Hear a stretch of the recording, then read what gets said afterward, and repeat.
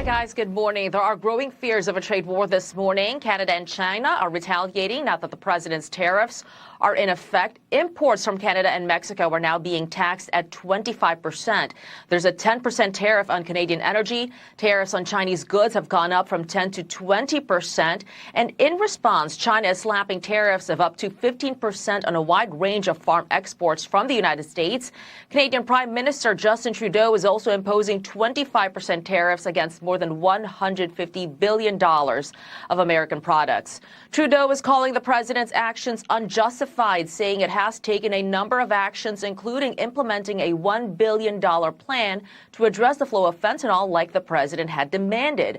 But President Trump, in remarks yesterday, appeared unmoved, saying there is no room left for Canada and Mexico.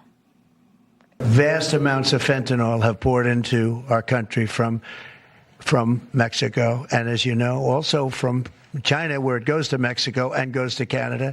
And China also had an additional 10, so it's 10 plus 10. And it comes in from Canada and it comes in from Mexico, and that's a very important thing to say. Also happening overnight, the U.S. is pausing all military aid to Ukraine.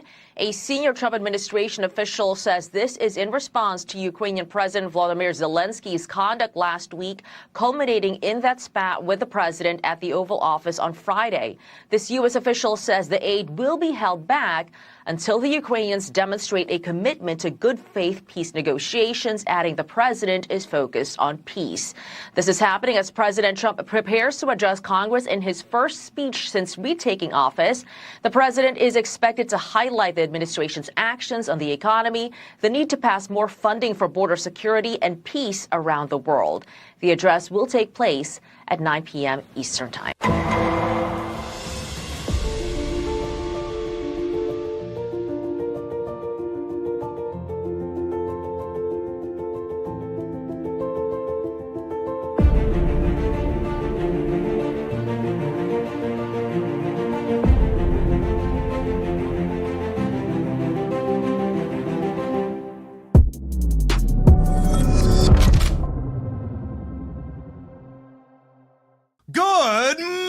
It is a glorious morning here in the golden era, and promises made, promises kept. The walls that were protecting the deep state are collapsing in real time, and it is glorious. A new treasure trove of Epstein evidence has been delivered to the Trump administration.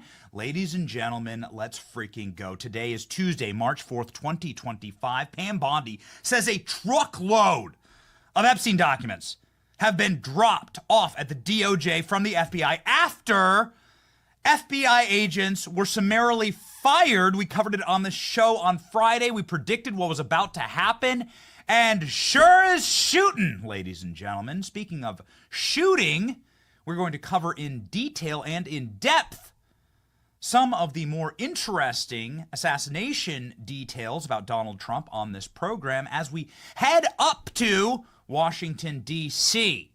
We will be in Washington, D.C. for the State of the Union tonight. It is going to be a rockin' good day. You are in the right place, the front row seat to the golden era. And Mike Benz will be joining the show, of course, ladies and gentlemen. My name is Benny Johnson, and this is The Benny Show. Make sure that, unlike Voldemort Zelensky, you actually have a secure financial base. Donald Trump cutting off all military aid and foreign aid to Ukraine. It's on pause after Zelensky's little petulant baby meltdown in the White House. Ladies and gentlemen, we don't want you to be in the same position. Of course, you would never be, but some people are in a bad financial way.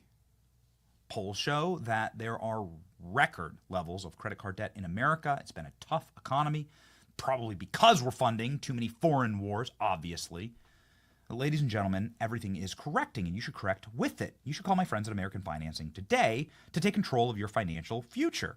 American Financing can help you get out of credit card debt.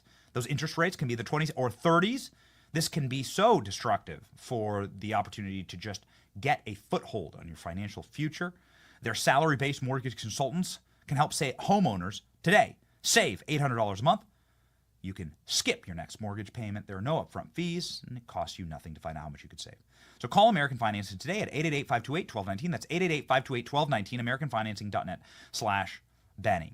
Okay, I just want to promo something really quickly here. Trump-mageddon. We are going to Washington, D.C. as soon as this show wraps. We are on our way, and we will be inside of the speaker's office, broadcasting live with many of our special guests, friends of the show, people that you know. It's going to be a rocking good time, a lot of surprises, a lot of special guests. You never know who's going to pop on the stream.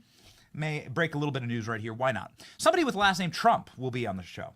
I'm just going to say that. That's all I'm going to say. Somebody with the last name Trump will be on the show. I'm just going to say it. We're streaming tonight at 7 p.m. live from Speaker Johnson's office in the heart of the Capitol building. No one will take you closer to the action for Donald Trump's joint Congress address tonight. So please be there with us. It's going to be an absolute riot, just like it is an absolute riot when you see exactly how sad and pathetic Democrats are. This is one I just couldn't pass up. I just couldn't pass it up. This is Elizabeth Warren and Chuck Schumer doing the exact same script in preparation for Donald Trump's State of the Union tonight. Oh, it's so embarrassing. They can't even come up with the original things to say. And in case you're wondering if they read from a script, I mean, it's the same graphic design and everything. You got to check this out. It's from Eric Daughtry, who's been on our program before. He's a wonderful reporter. The exact same words in the exact same script, word for word. Here we go. When I win, I will immediately bring prices down starting on day one. That ain't true. That's what you just heard. Since day one of Donald Trump's presidency, prices are not down. They're up. Inflation is getting worse, not better. The prices of groceries, gas, housing, eggs, of essentials. It's not getting better. It's getting worse. Meanwhile, Donald Trump has done nothing. Goose eggs to lower prices for you. Instead, he's pardoned violent criminals who savagely beat police officers on January 6th. That's an effing disgrace. He's letting Elon Musk take a chainsaw to vital government programs and then, even worse, giving him access to Americans' most sensitive data. Social security numbers, tax returns, health care bills. He's fired thousands of essential workers, people who help our veterans get their benefits, people fighting Ebola in Africa so it doesn't come here. He's frozen funding for vital programs that so many American families need. Cancer research, education funding, payments to family farmers, and so much worse. Why are they doing this? Trump, Musk, Doge are taking these vital services away from you for one reason only, so they can give tax breaks to their billionaires club. Their plan is awful, simply awful. Billionaires win, families lose. Well, billionaires win. Is the truth. And that is the truth. Okay. It's like incredibly lazy. It's incredibly pedantic. Look at these people. They don't have any real original thoughts. It's clearly reading directly from scripts that were handed to them and written for them. This is this type of politics that has died in the year 2024. We voted this style of politics, we voted out. The lying, the deceiving, the embarrassing footnotes and scripts. We are done with it as an American people. Ladies and gentlemen, we're done with it on this program. It's why we've asked, and if you are a loyal viewer of the show, first off, thank you and hearts out to the chat. But it's why we have asked everyone that we can, who would even presumably have any level of power over the Epstein case, to release documents. This is the most important lie in modern history told to the American people about who Jeffrey Epstein was and what he was doing. And it's why we asked Pam Bondi just a couple of days ago about the Epstein documents. Where are they? Will you be releasing them? President Trump promised to do it. So did Kash Patel. Will you do it?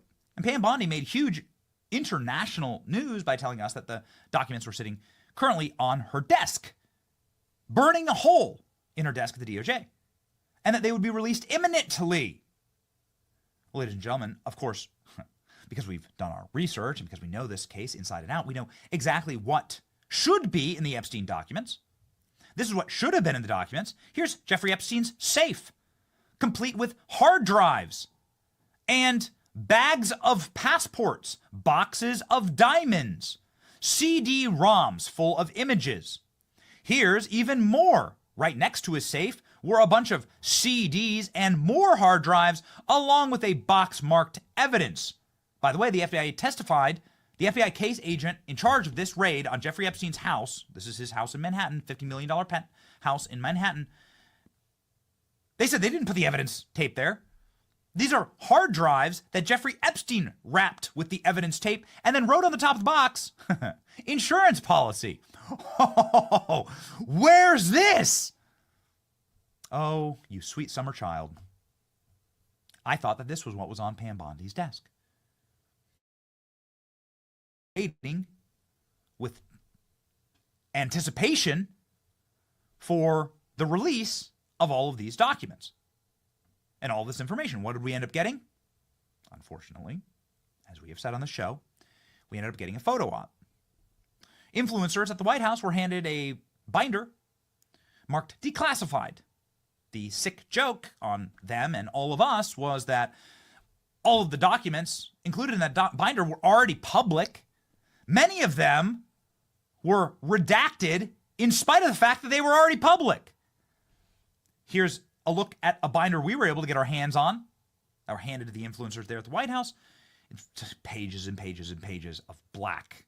They literally burned through an entire pack of black ink in the printer to give them this. And the insult to all this was that these documents were already, and they've been public since 2016. So it pissed us off.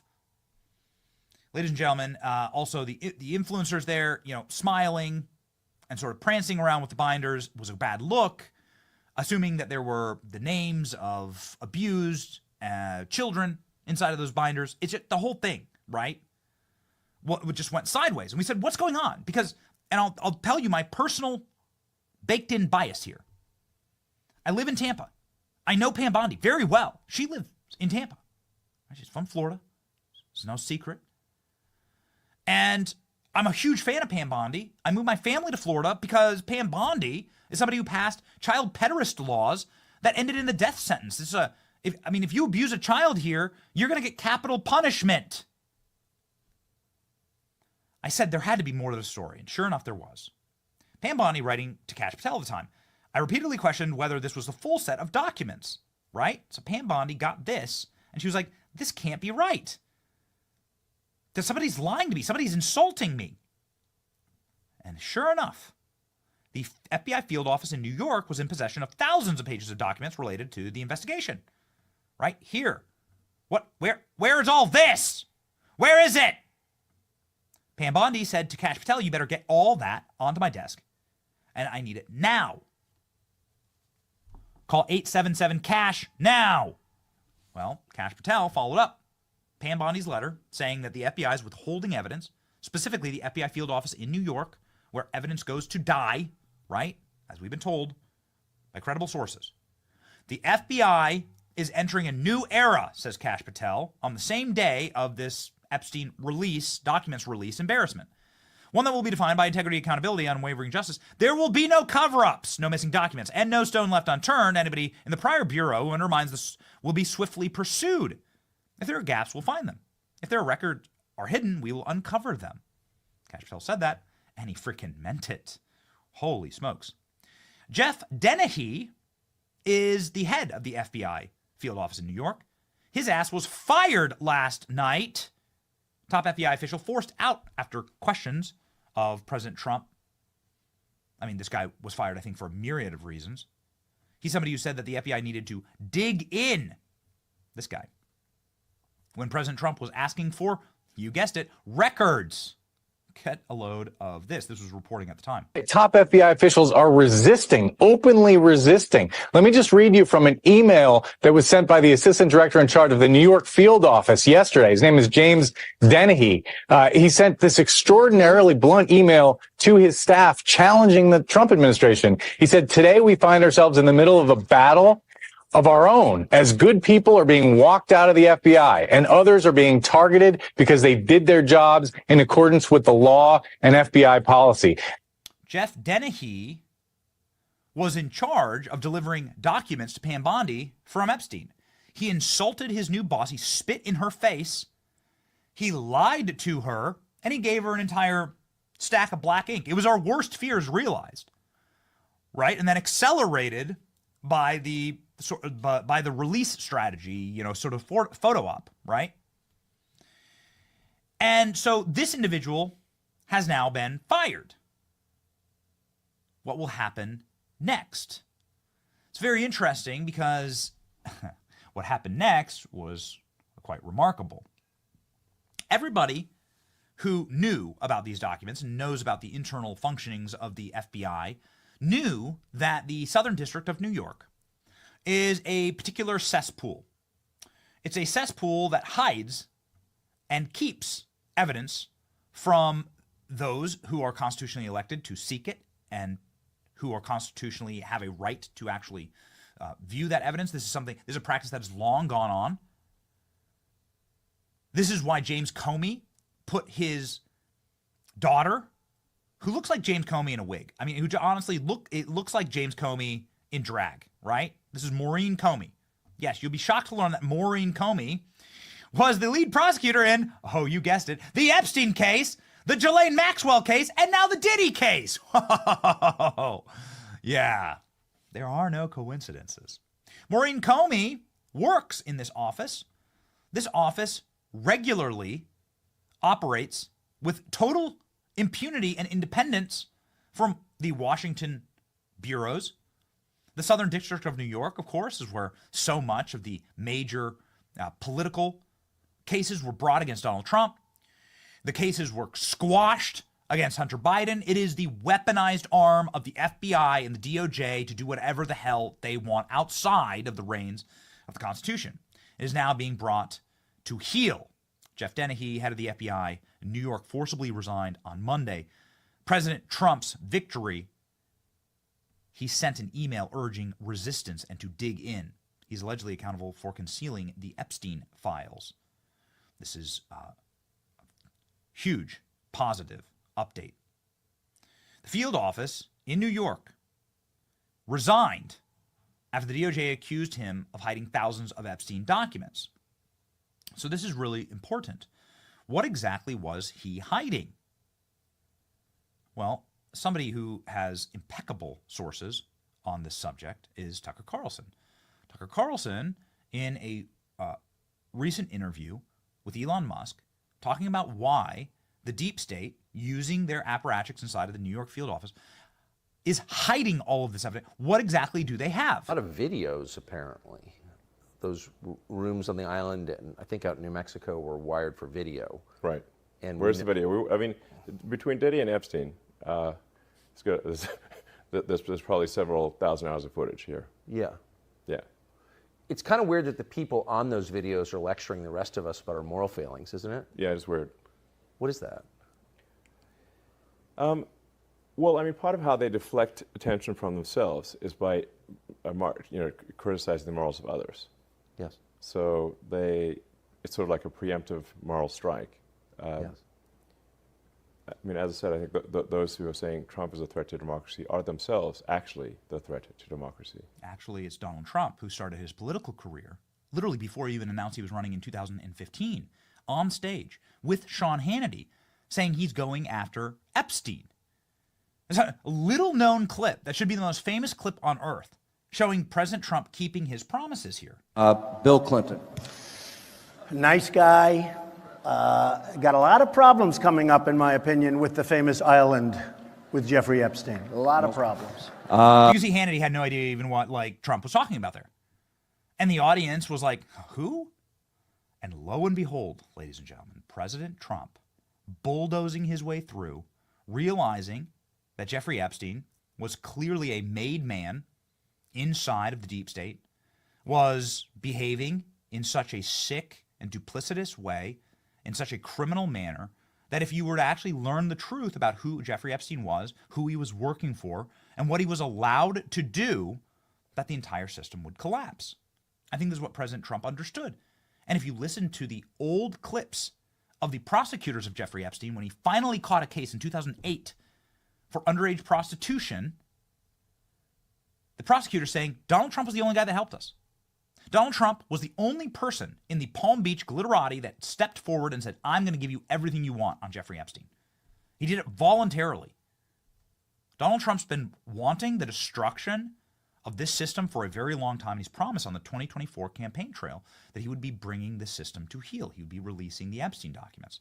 Well, hot diggity damn. Lo and behold, ladies and gentlemen, after the firing of Jeff Dennehy, the deep state apparatchik in charge of the FBI's field office in the Southern District of New York, Pam Bondi went on Sean Hannity's show, Time is a Flat Circle, to declare that a truckload of Epstein files has been delivered to her after she put out a hard deadline. A truckload, huh? Pam Bondi spent her entire life in law enforcement. She's very choosy with her words. I know this. We've interviewed her a lot. When she says a truckload, I think she means like a literal, actual truckload. Is this what we finally got? Like, you would need to load something like this amount of evidence onto a truck, right? We finally got it? Let's have a listen to Pam Bondi. Did. And the FBI handed over a couple hundred pages of documents. But, you know, Sean, I gave them a deadline of Friday at 8 a.m. to get us everything. And a source had told me where the documents were being kept. Southern District of New York, shock. So we got them all by, hopefully all of them, Friday at 8 a.m. Thousands of pages of documents.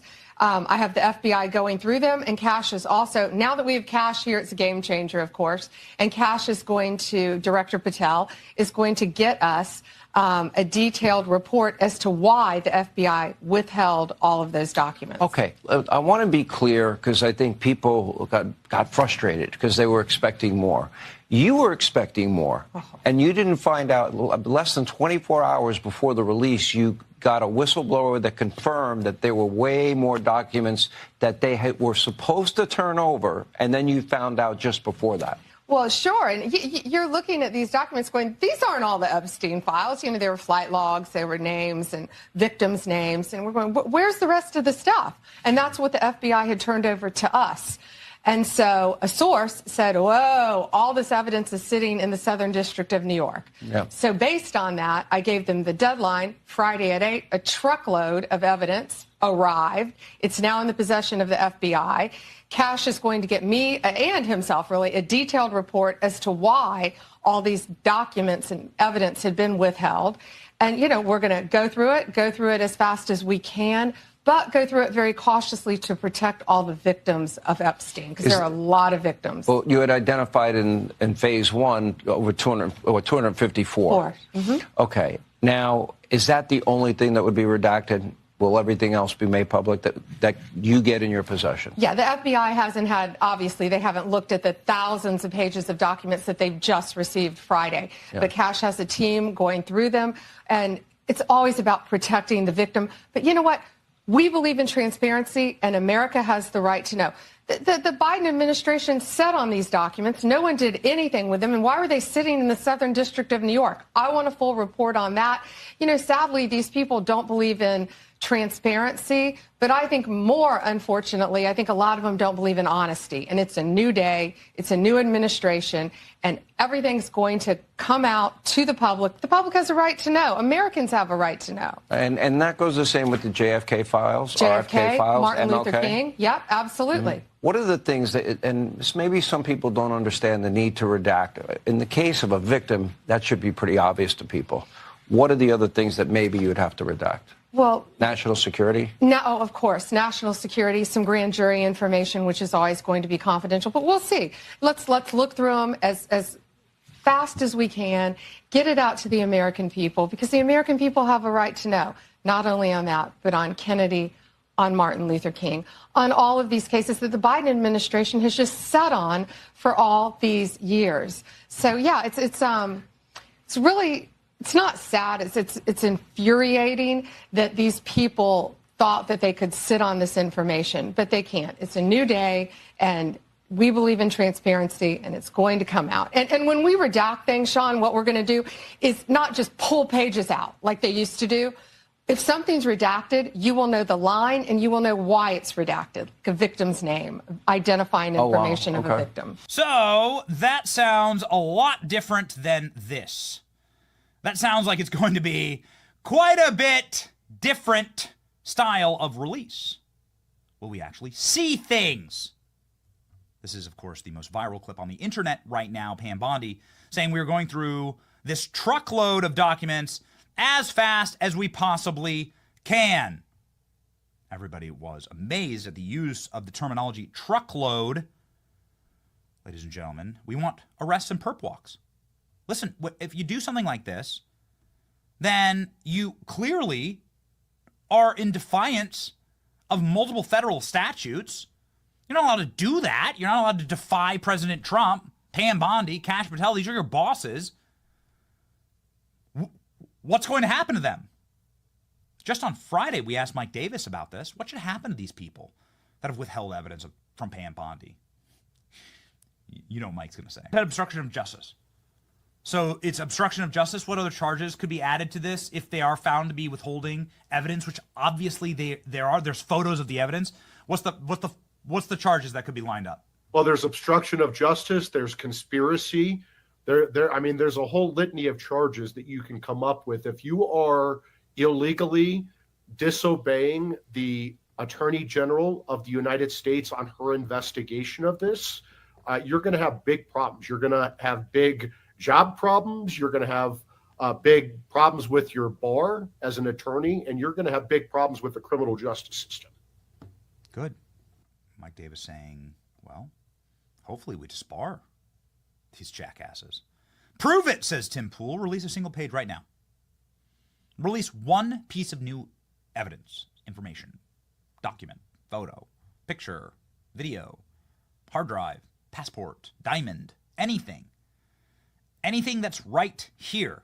And by the way, these photos, which come from the FBI, the U.S. District Attorney's Office, the same office that was just turned upside down.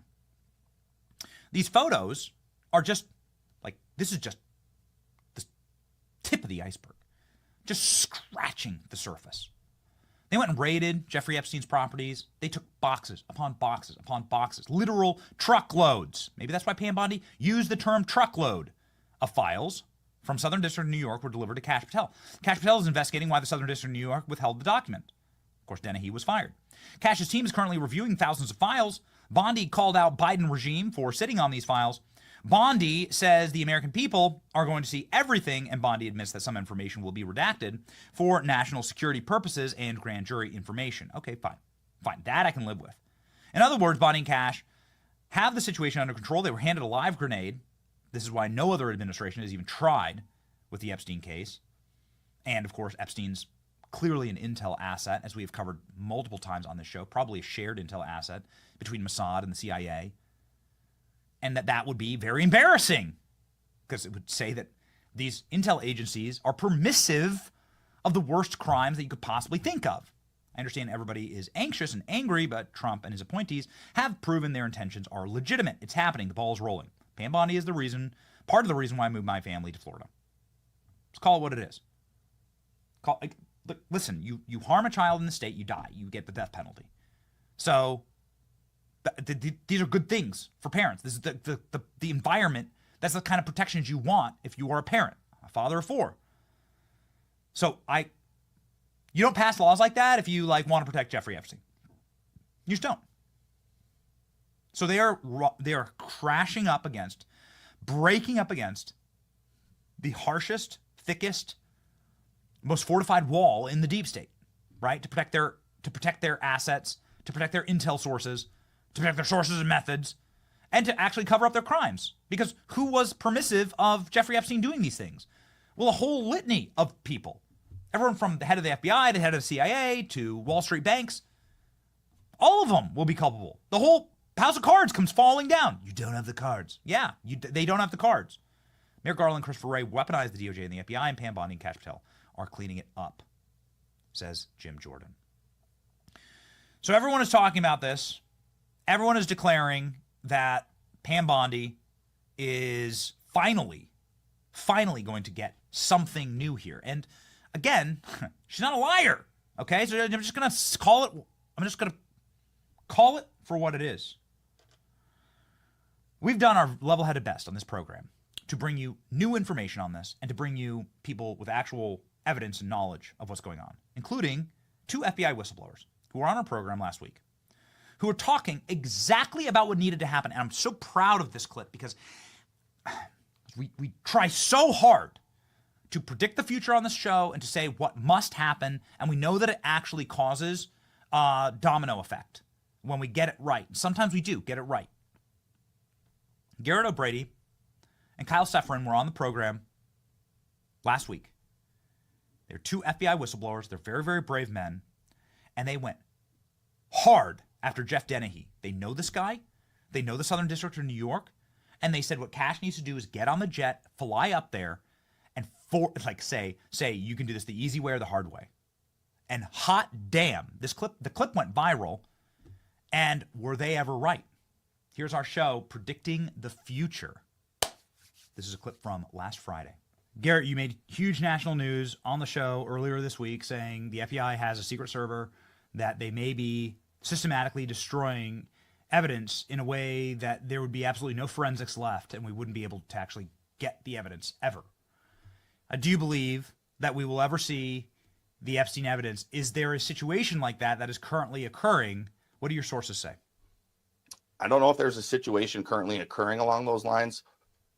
As far as Epstein goes, I'm not holding my breath.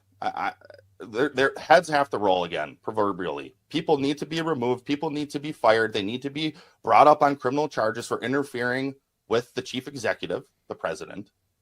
And we haven't seen it yet. Will we see it? Kyle mentioned that Jim Dennehy's been on this call all morning. So it goes back to his email he sent before Kash was even the director, that he's going to dig in. He's been dug in for a long time, and he's going to stay dug in as long as he can. I think we got to acknowledge that the entire story of Epstein, because it is so salacious and it involves underage girls and it involves sex, which is always lurid, and people in high power. It's a shiny object in many ways. It's a laser dot on the ground. We're chasing it like a cat because it's like, well, give us the files.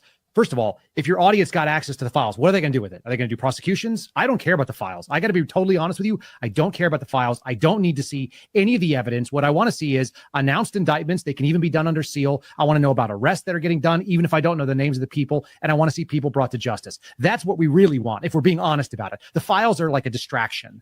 And so people getting sort of distracted by the idea of like, how come we can't see the files? Like, it doesn't matter. You can't see a lot of files. There's all kinds of prosecutions that you don't get access to. And it doesn't matter to you. What you want to see is justice. That's what Americans are really looking for, justice and accountability. And are we going to see that? Maybe not.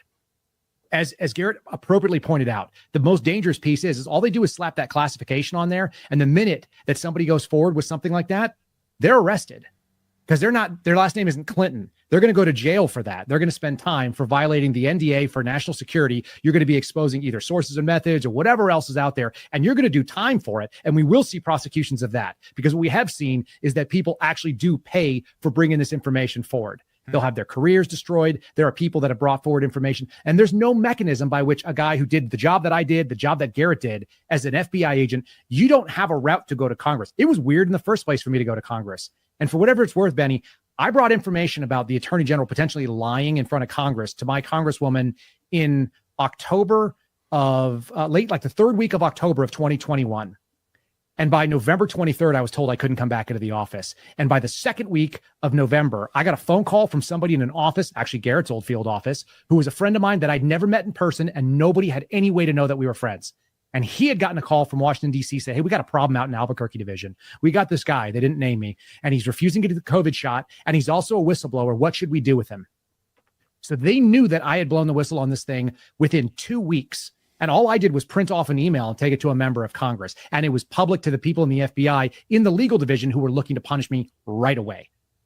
How do people understand that scrutiny? And the other thing is this, it's really, really obvious to those of us that are sitting here. And I know Garrett's feeling it intensely because he's 29 months now. He's still technically an FBI agent if you ask the FBI. He's not been paid. He doesn't have a badge and a gun. He's not allowed to do the job, but they consider him an employee. If he wants to go get another job, he's going to get fired from the FBI, who hasn't paid him in over like 2.5 years. And the craziest piece of it is they saw what happened to Garrett. They saw what happened to me. You know, the biggest cost to both of us was our anonymity, because you never heard of me before I went and talked to Dan Bongino on a podcast in September of 22. You never heard of me on purpose. I had a dad who was in radio for my whole life when I was growing up. If I wanted to go sit in front of a microphone, I would have done it a long time ago. I didn't want to do it until our family was at risk. And so you can just look at what FBI agents didn't do to protect guys like Garrett or myself who knew us. What will they do to protect an American person? They're telling us that they swear their life, and I've already told you they de-escalated the obedience to the Constitution piece. We saw during the COVID nonsense exactly what it looks like. If they're not going to lose their job over doing the right thing, you think they're going to lose their life over it? Absolutely not. There it is. There's the piece. I think that looks like my work over there. I feel like I've done that on Twitter. It's troubling stuff, though. I mean, core values actually mean something to the people who put it out. Whether or not it means something to the people that are getting the reading, it's another animal. But look what's in front of it. You put fairness and diversity over the top of the Constitution in America? All right, ladies and gentlemen, we're doing our best. We're doing our best here. We got Kash in the chair. We got Pam in the chair. We're pushing and using the energy of this program to get this evidence. Why? Because nobody's gone to jail. That's why. Because we live in a country that not only did our tax dollars probably fund this, you and I, like moral people who believe in God and are trying to raise our children, our tax dollars probably funded the Epstein operation with full permission from the government. That's been proven out again and again and again. The FBI's own words, they say that Jeffrey Epstein was a cooperating source, and so we're not to charge him. And these two stories tie together so darkly and so beautifully and so criminally. It's sick, man. Not only were your tax dollars probably funding Jeffrey Epstein, and that's what they're trying to protect here, but also some of the major institutions in this country have been used to protect those who were his clients. They have refused to charge or even look into the people that were being fed these young girls by Jeffrey Epstein. Now, the drug dealer, let's just take it in the drug dealer's bad, but also the people who are buying the drugs are also criminals. Both are bad. To zip up the operation, you kind of need to make sure both of them get charged. And for some reason, Jeffrey Epstein, killed in his prison cell with full permission of the federal government. We did like 3-4 hours last week on this subject matter. Happy to go longer on it. We don't have time today. Ghislaine Maxwell is the only other person that's alive that caught a case, and she's spending the next 30 years in prison. Ghislaine Maxwell, who said definitely Jeffrey Epstein was killed in his cell, for sure. She's the only other person that has been punished for this. What about all of the clients?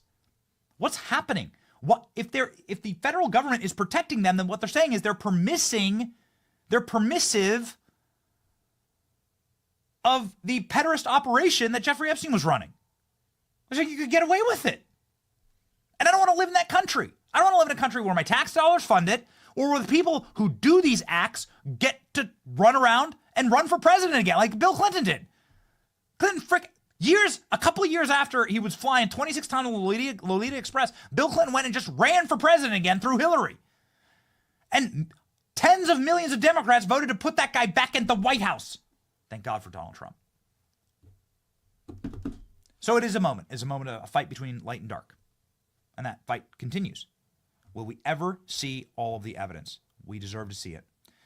Benny, what if there's a Republican in the evidence? I don't care. What if it's somebody that you like it in the evidence? Well, if you're doing something on these tapes, and if you're on, if I want you in prison, the end. Okay, that's it. It just doesn't matter to me. I want you in jail. All right? And I'm we're pretty airtight on that. We have some rules around here. So yeah, I don't care. Your terms are acceptable. And until these people burn, until they all suffer the same consequences like Ghislaine Maxwell is suffering, right? The rest of their lives in prison, then we don't have a real country.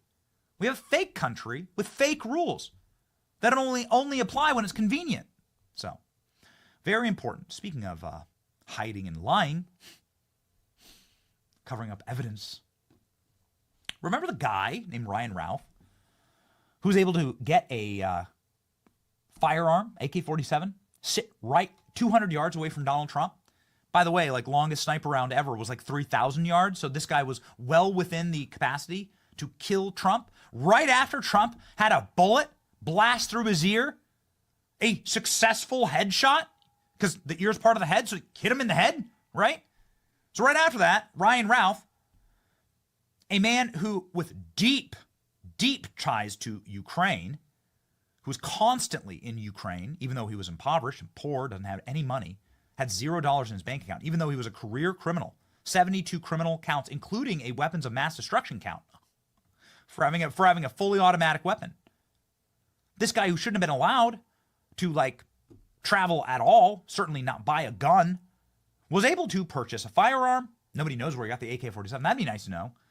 And then to sit there so close to Donald Trump that he was nearly able to get so close that actually the Secret Service agent stumbled upon him. The story is incredible. Secret Service agent was only a few feet away and actually saw him with the naked eye. Not with infrared goggles, right? That you'd think you'd use infrared, right? Boy, I wonder if there's a person in the bushes. Well, use infrared. There's one thing you can't camouflage. It's the fact that you're a human body, right? No infrared. They would literally, with the naked eye, were able to see him.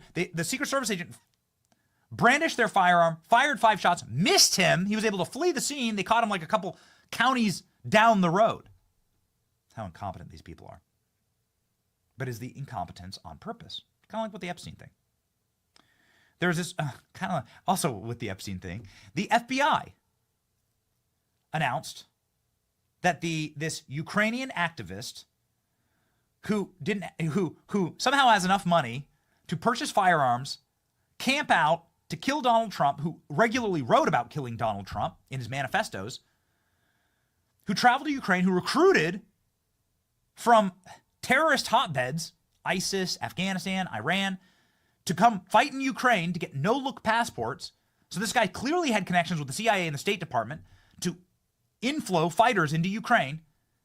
It's clearly funded by the NGOs of the world that were funded by USAID. This guy was clearly an operative.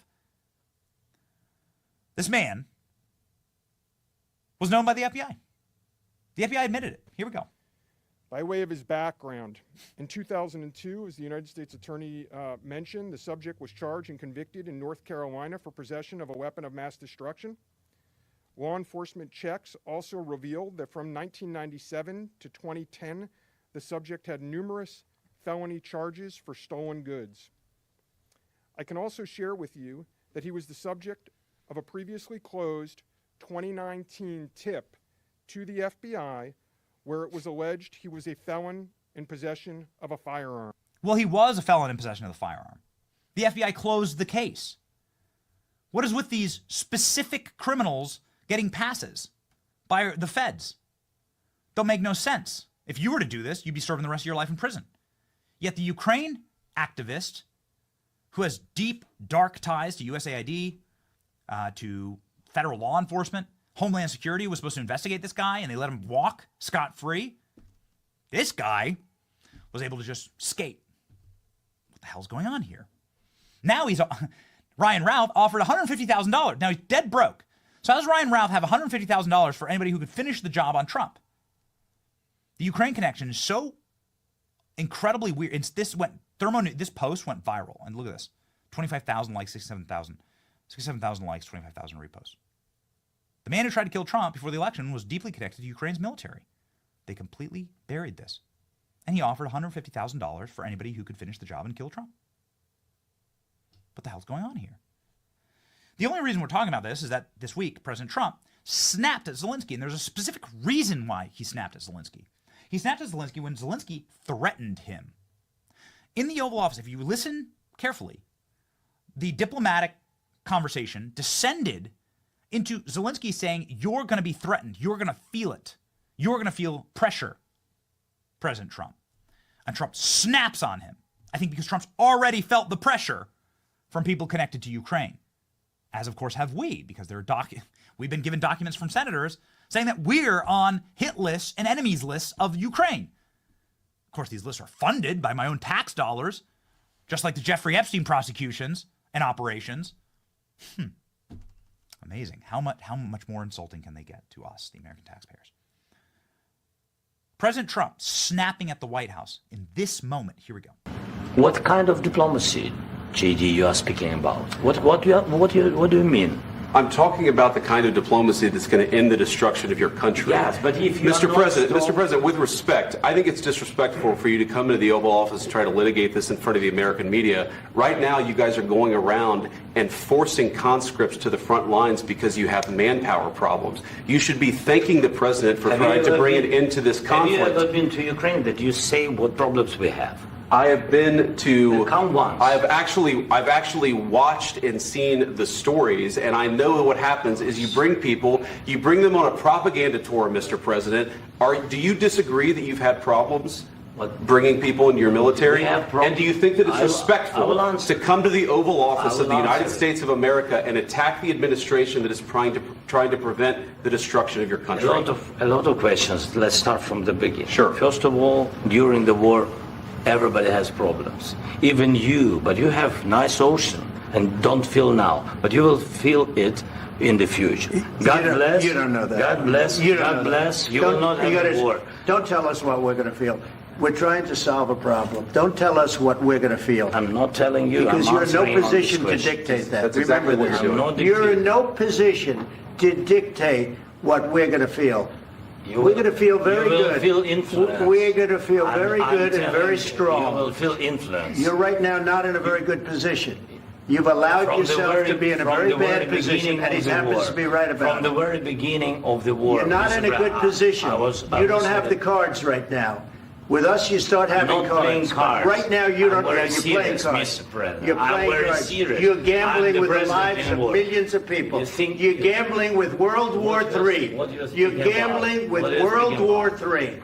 And what you're doing is very disrespectful to the country, this country, that's backed you far more than a lot of people said they should have. Have you said thank you once? This entire meeting? No, in this entire meeting, have you said thank you? You went to Pennsylvania and campaigned for the opposition in October. Offer some words of appreciation for the United States of America and the president who's trying to save your country. Please, you think that if you will speak very loudly about the war, you can... He's not speaking loudly. He's not speaking loudly. Your country's in big trouble. Can I Wait a answer? minute. No, you've done a lot of talking.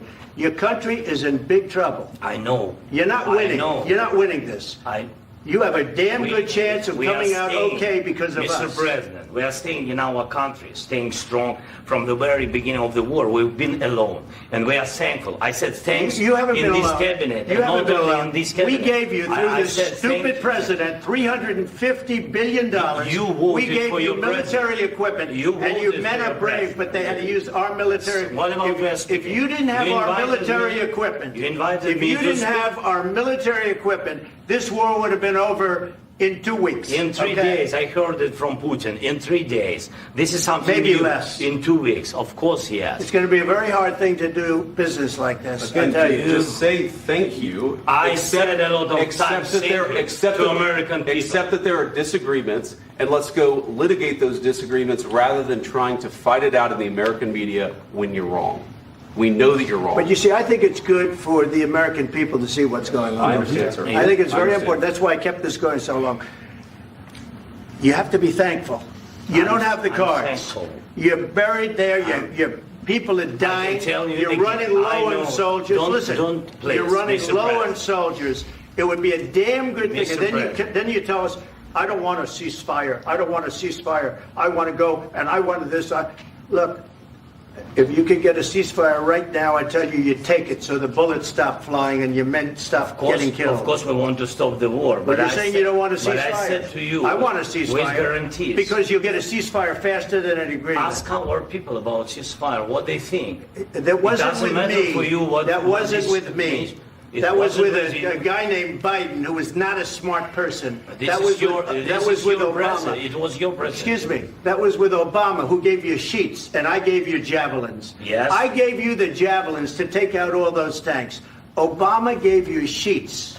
In fact, the statement is Obama gave sheets and Trump gave javelins.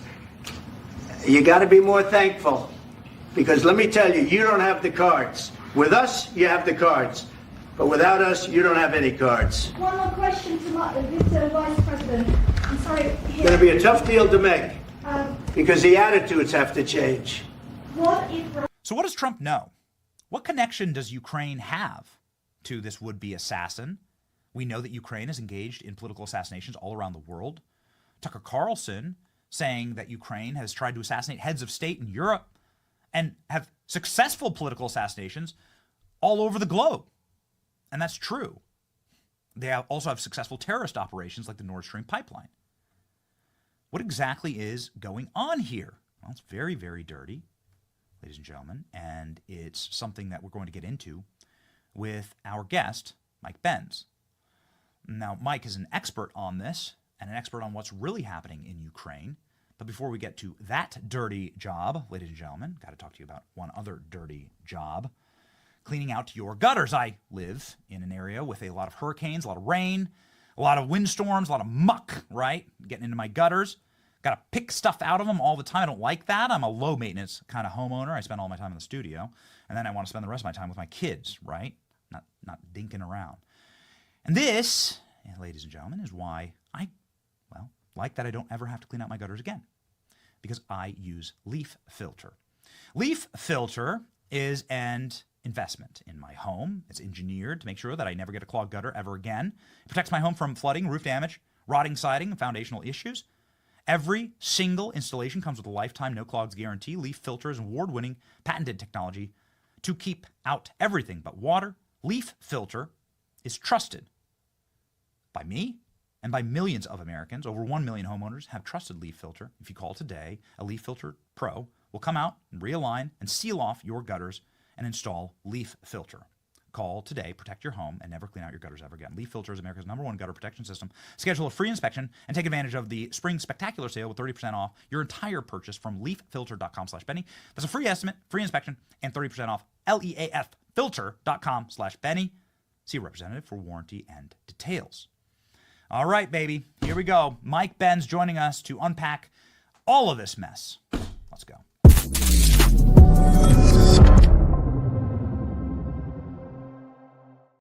The great Mike Benz, who knows so much more about this than any human or AI alive. I think it's you versus AI, Mike. And I'm not sure who would possibly win that battle. But it is remarkable, your understanding of this issue. And I guess I'll start off by simply explaining that we're just noticers, okay? Unlike yourself, who's devoted your entire life to deconstructing the dark web and the globalist superstructure of control over free speech and free thought and freedom itself. We just happen to notice things professionally. And here's something that we professionally happened to notice. That a guy named Ryan Ruth, who was ready with an AK-47 to shoot President Trump and kill him, after the first assassination attempt, of course, failed, was a ardent, truly bloodthirsty, frothing at the mouth Ukrainian agent. And that the man seen here posing with him, Jose Andres, got a medal at the White House after Ryan Ruth nearly killed President Trump. It seems a little strange. Commentators like Sean Davis pointing this out, that it's a little odd that the guy pictured here with the would-be assassin received the Presidential Medal of Freedom from Joe Biden.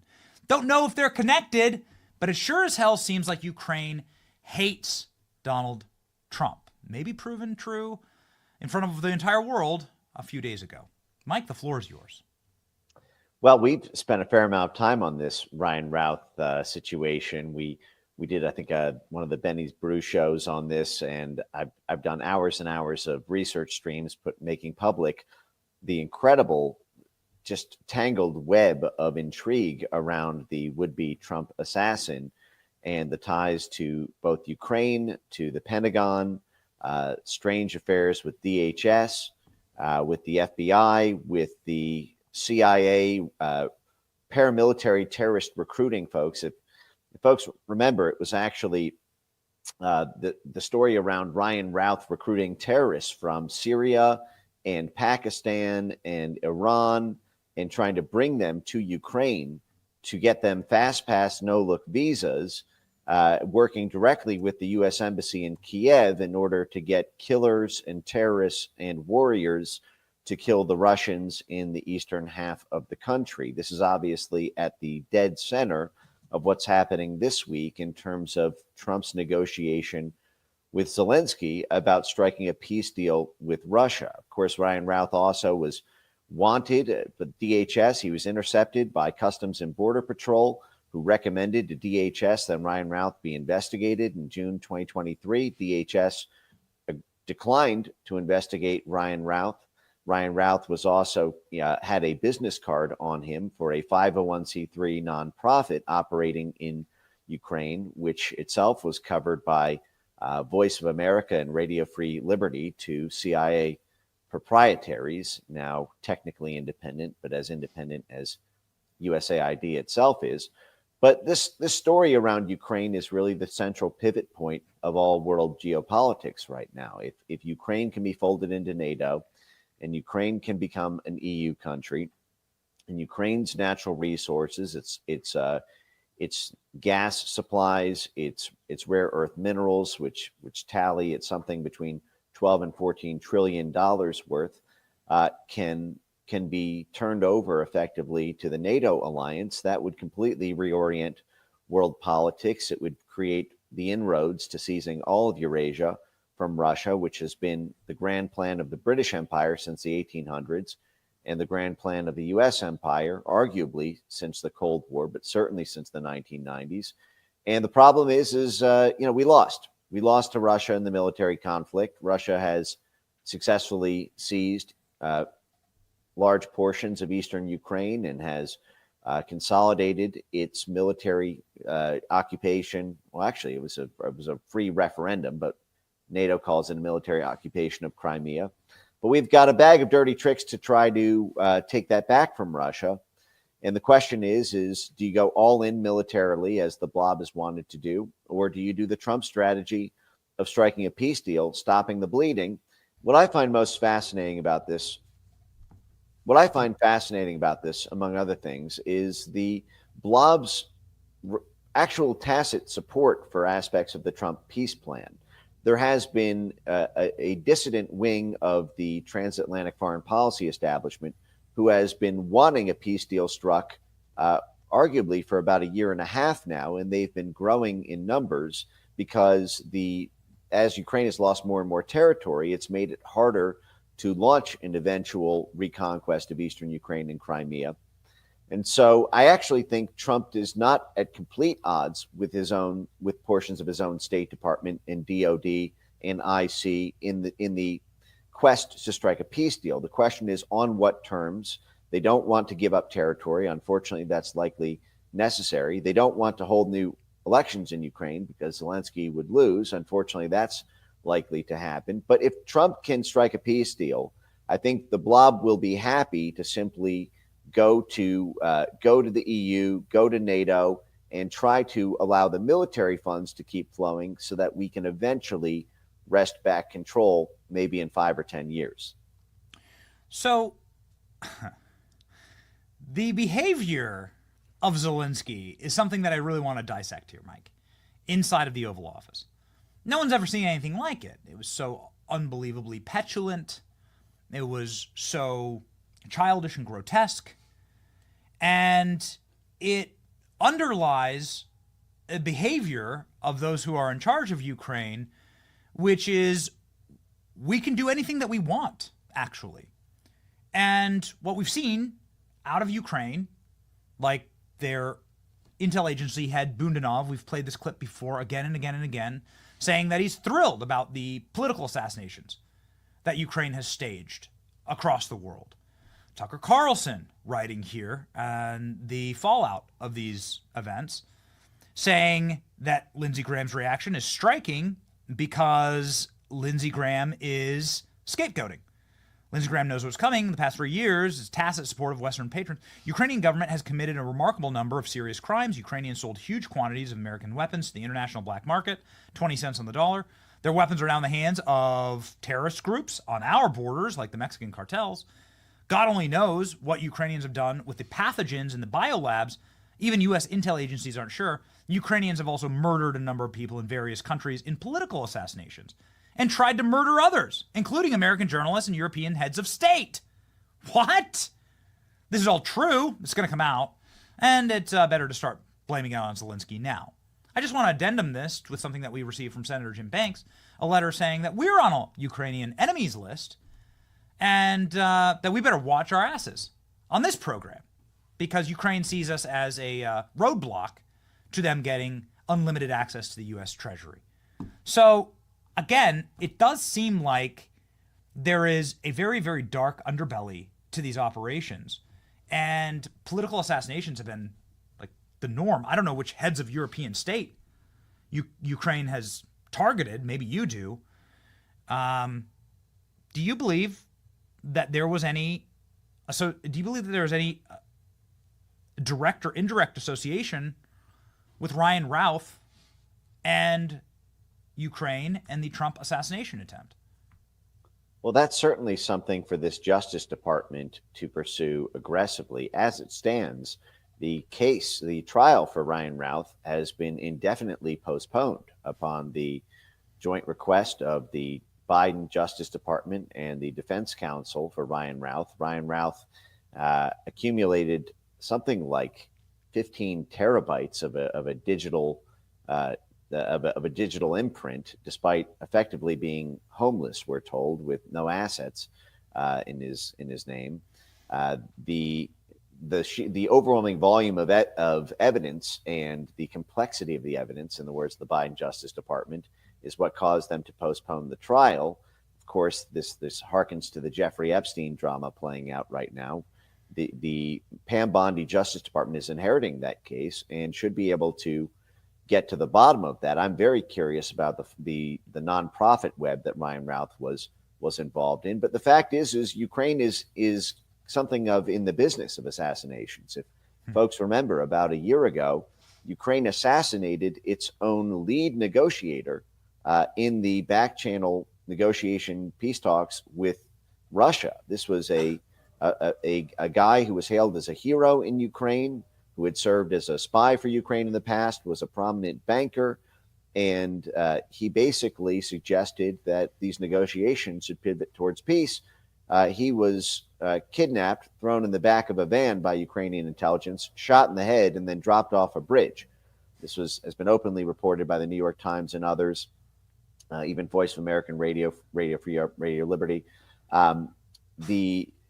Ukraine, according to the German police and according to the New York Times, was also responsible for blowing up the Nord Stream pipeline. This is now completely uncontroverted. But folks have to remember, Ukrainian intelligence is not Ukrainian intelligence. It's NATO. The New York Times reported that in 2014, just a day after the overthrow of the Yanukovych government by Victoria Nuland and Chris Murphy and the whole web of Obama foreign policy blob figures.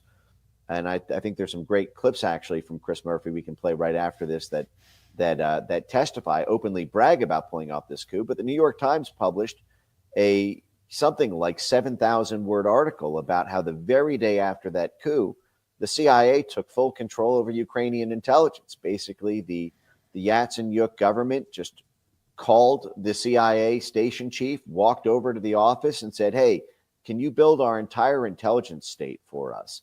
And the CIA said, "Happy to." Yeah, of course, question whether that's even a faithful telling. That's the best possible version, right? As if the phone call didn't go the other way. But the fact is even according to what we know about the Nord Stream pipeline, the CIA had full knowledge that Ukraine was going to do this ahead of time. But we're told that the CIA said, we told the general, one of the Ukrainian generals, not to do it, but the Ukrainian general, the message got lost. It was a big game of telephone. They forgot to tell the Ukrainian intelligence service not to authorize the diving team to blow it up.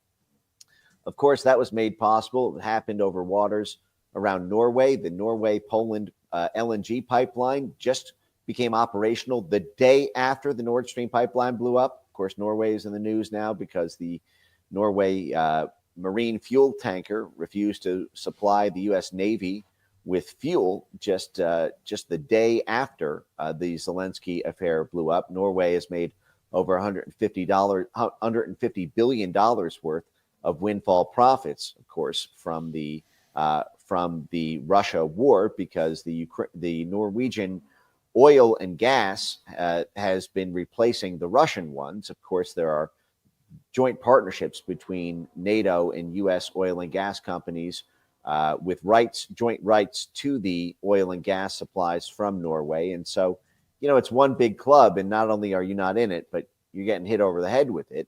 But now time is running out for Zelensky. And, I think this might be a good moment. I amplified this earlier this week, but what's happening now is a battle for history. How did this war start, really? We've been told Russian aggression. But the fact is, you can't tell this story without going back to the Obama administration's coup, full-on coup of a democratically elected government in Ukraine, which was basically torn between its Ukrainian and its Russian half. And we like to leave ourselves out of this story. But the fact is Chris Murphy, the senator from Connecticut, who has been leading the charge to stop the shutdown of USAID, who has been leading the charge to call Trump and Elon Musk authoritarians, who has been leading the charge to back channel with Zelensky around basically shadow diplomacy to stop Trump's foreign policy agenda, was the very guy on live television as the Ukraine coup was going down, bragging that it was the U.S. who orchestrated that coup to begin with. There's a great write-up from Kanakoa here, and the clip is fantastic. So we have Chris Murphy here saying, yeah, this is our role. We're going to change the government, and we're going to brag about it, actually. We're going to go on TV. I've never seen anything like this, Mike, where there are so many different publicly available sound bites and clips of the Obama State Department and state agents going on TV and bragging about their regime change in Ukraine. And now those very same people are, like Susan Rice, threw a hissy fit this weekend, saying, I had nothing to do with this. I've never even met Zelensky. It's amazing to see. I'm sure you saw that. Yeah. How are they actually going to escape culpability here? Well, that's a question for the Justice Department, if there's anything criminally actionable there, or if there's civil torts in terms of impact on specific U.S. citizens.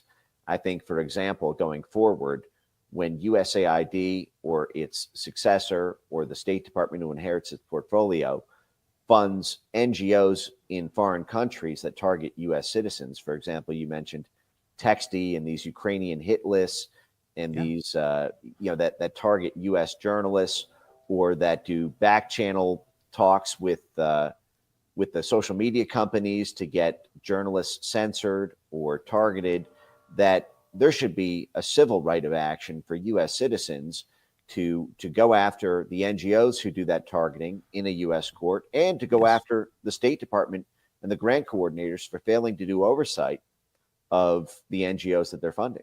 Mike, I would never interrupt you, but this says USAID. We received this letter 6 months ago.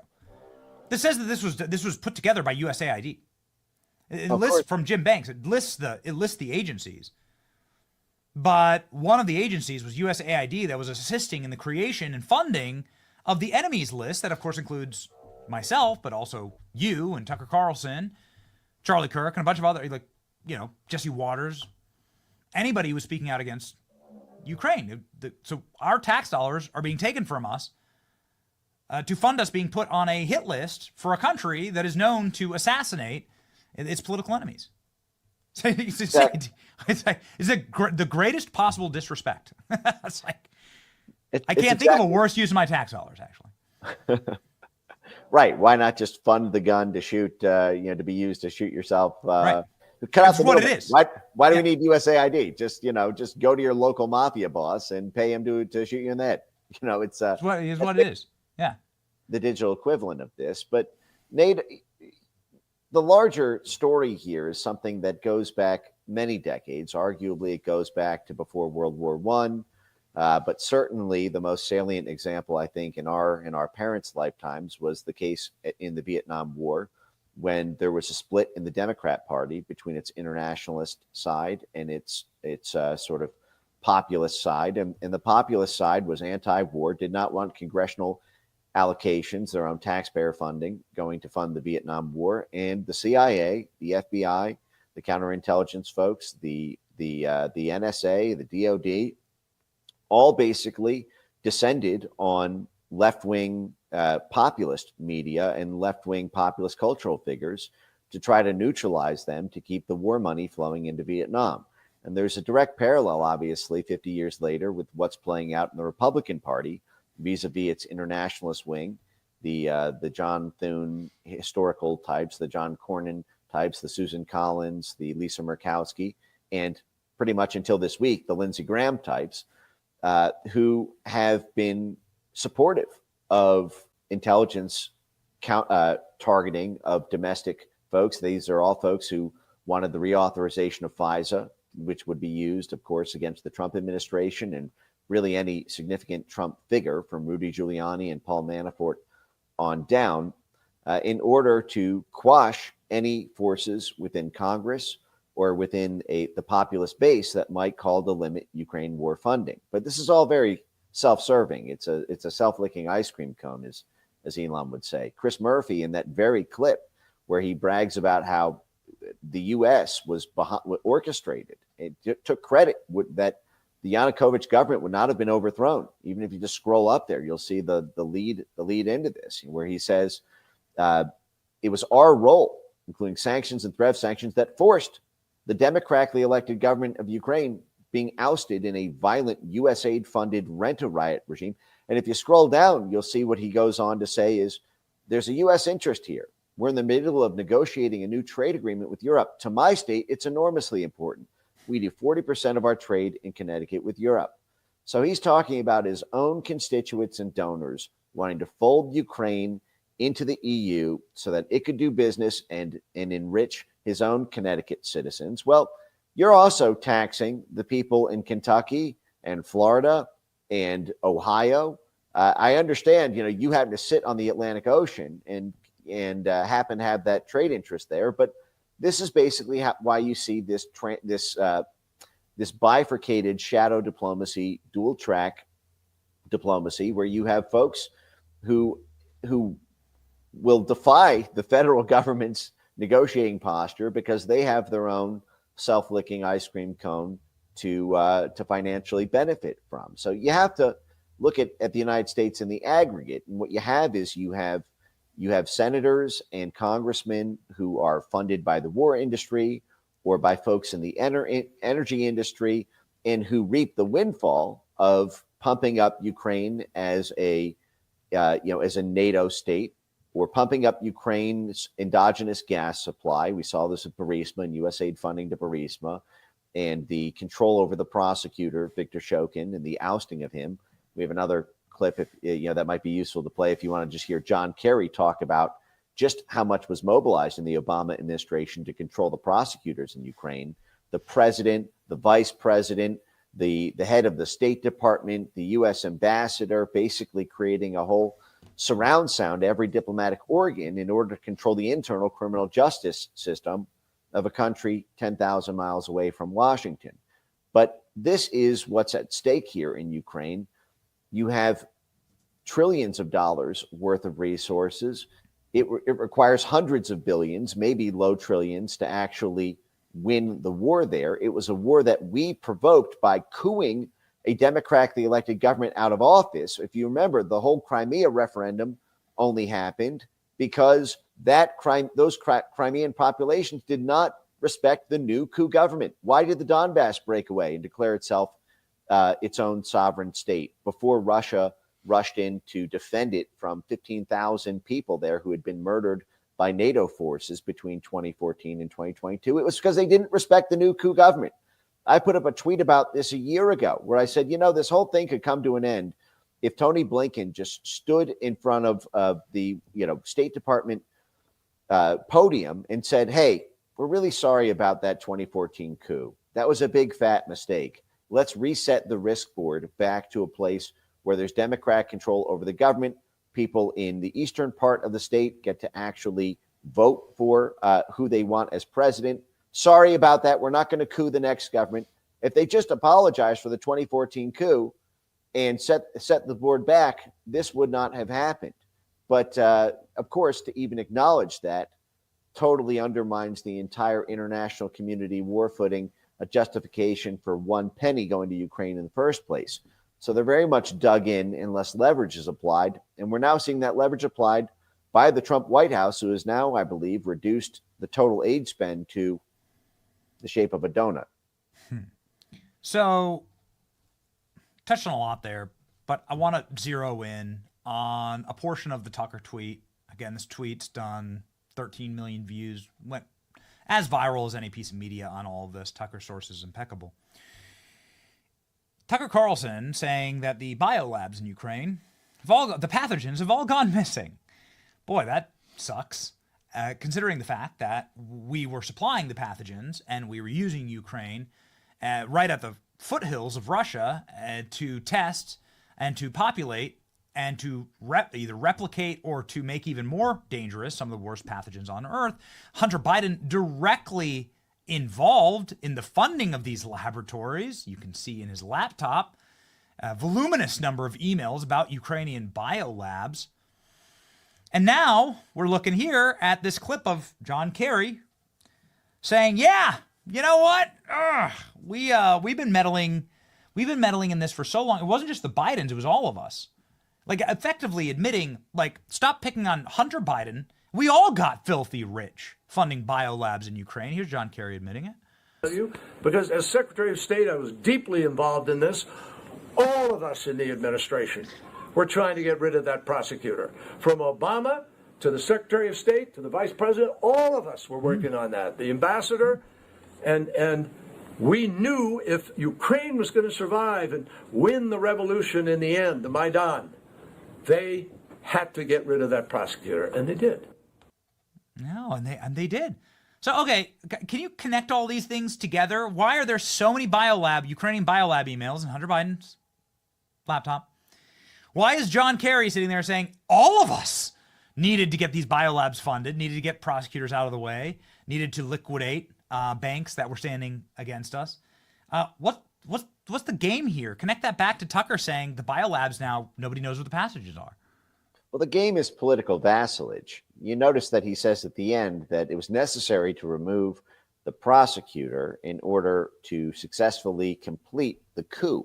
This was the 2014 Maidan revolution that we just read off Chris Murphy taking what was effectively personal credit for, that the coup would not have been completed without U.S.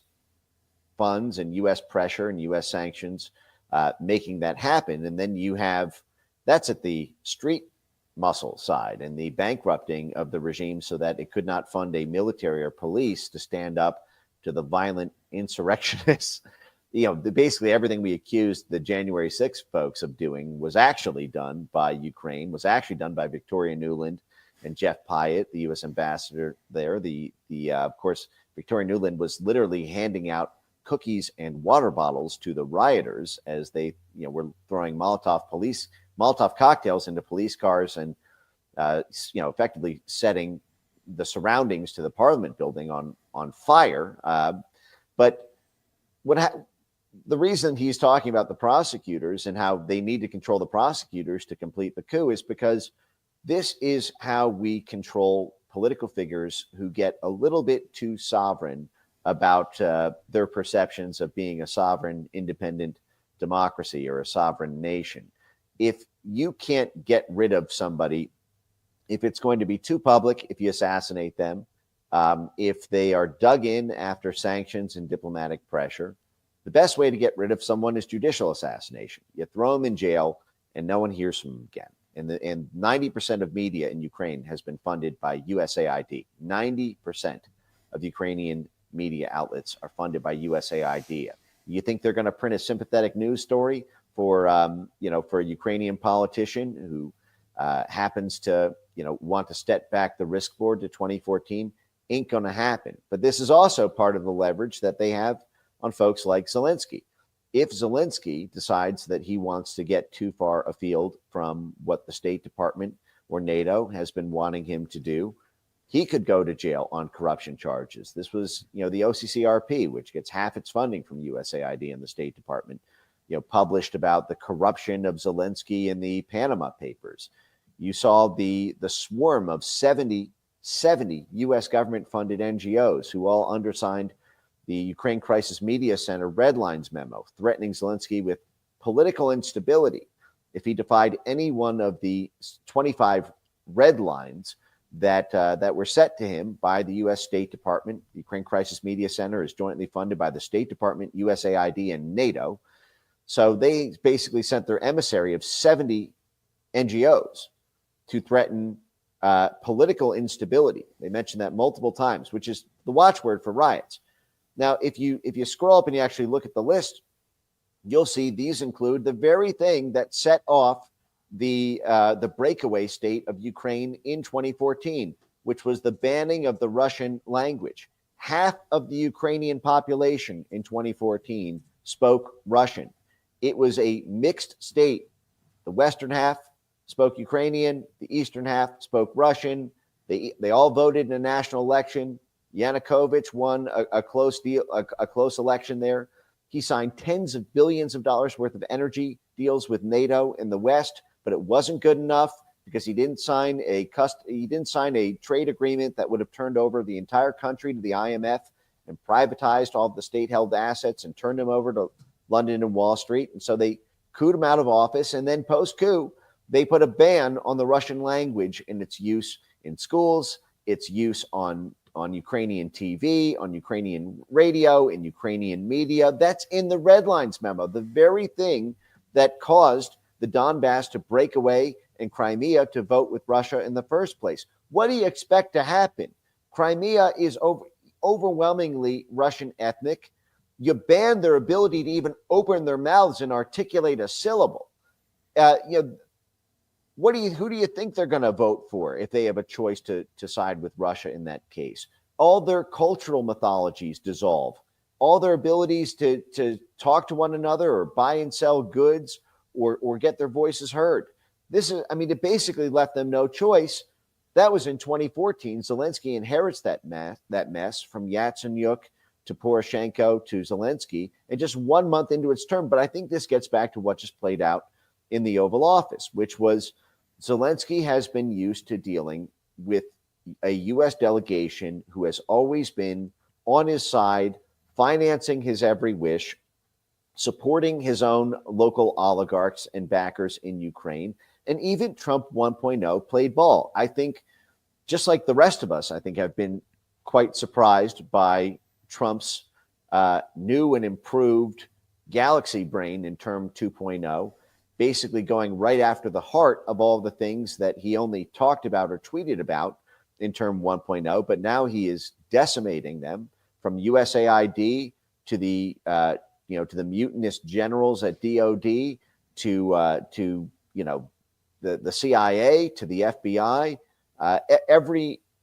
Every point of weakness that was used to exploit the neutrality and frankly the kindness of Trump 1.0. Trump's not falling for it this time. And I think Zelensky, remember, Trump was impeached in Congress over the 2019 Ukraine call for even thinking about holding up military aid to Ukraine before the war even started in 2022. So even having second thoughts about funding the war got him impeached in term 1.0. But now I think that impeachment fear is significantly less because you have folks like Elon and other major donors to the GOP now have threatened to primary anyone who voted against the continuing resolution late last year. I think that sent a powerful message that folks like Susan Collins and Lisa Murkowski and John Thune and John Cornyn and Lindsey Graham, that if they want to basically hold up the executive branch functioning here, well, they can expect a robust primary for the first time in decades in many of their cases. And so I think they are now trying to skate towards where the puck is going. And that itself is causing a massive realignment in the blob and in its counteroffense strategy. They can no longer depend on these tenuous Republicans, on these blob internationalist Republicans, to create a bipartisan consensus. And so they're being forced to the negotiating table, and they're being forced to go directly to NATO and the EU and the UN to try to get offset funds. We've seen this with USAID grantees going to the EU and trying to ask for more money from the Soros network and the Omidyar network and the Newmark network. And it's swung leverage massively towards the Trump White House. So a couple of very quick follow-up questions about what happens next. In that answer, I just want to pin it down. What are the biolabs in Ukraine? Why were they all over Hunter Biden's emails? Why were there so many Obama-level State Department people involved in that? What has happened to these pathogens? What do you think that will be discovered in Ukraine? Maybe we don't know. Tucker says our intel agencies don't know right now. But what do you suspect? It's a great question. There's a charitable interpretation. There's a really, really, really dark possibility. And then there are layers of gray in between. And we don't yet know where it all lands. The fact is if you're going to get involved with a company like Metabiota or or biolabs in a foreign country that create freakazoid pandemic viruses, you're going to need the sign-off of the national security state and the U.S. intelligence community. You're going to need that to be vetted by CIA, by NSA, by FBI counterintelligence, by the White House National Security Council interagency process. So, this is how you see Avril Haines at Event 201. This is how you see the U.S. military effectively in charge of the vaccine programs. When DARPA funds the creation of these viruses, this is what happened. Many believe with COVID-19, there was a major DARPA program in 2018 that funded the creation of these cleavage sites, these furin cleavage sites with the SARS-CoV-2 virus that then was incubated in the Rocky Mountain lab that Tony Fauci was running in 2018, made its way to the UNC EcoHealth folks. USAID obviously funded $15 million to the Wuhan lab. That same Rocky Mountain laboratory in Montana that the DARPA grant went to create what many believe is effectively the recipe for COVID-19. That played a very significant role in the biological warfare program in the 1950s against Cuba. You can read Chris Newby's book Bitten about the creation of tick-borne viruses by the U.S. military to be used in the North Korean War in 1950 and to be used against the agricultural crop workers in Cuba to create basically a sublethal virus that would not result in tens of millions dead, but would rather incapacitate the agricultural workers so that they would not be able to mine their own crops, they'd not be able to refine sugar or to support themselves on the island of Cuba, and in tandem with sanctions would effectively force Cuba to be reinstated into the U.S. empire because they'd effectively starved to death because of these tick-borne viruses that would effectively incapacitate their ability to support themselves. So they need to import from the U.S. And with the U.S. refusing imports, this would effectively complete the strategy there. And that book meticulously documents the use of the Rocky Mountain labs for collecting ticks and fleas and other insects, creating gain-of-function research. Many believe these are the origins of Lyme disease, which is its own topic. But the fact is the benign case for it is these Ukrainian biolabs exist for the same reason that USAID funds the Wuhan lab and funds labs in Canada and in other countries to do gain-of-function research where they create freak mutant superviruses. They jump them from animal to human so that we can advance the state of biomedical research to create vaccines in case something like this ever develops naturally in the wild through a wet market, or in case a foreign country develops bioweapons, we'll already have the vaccine for it. This is the sort of like the nuclear weapon defense. Why did we do so much nuclear weapons testing even after we bombed Hiroshima and Nagasaki?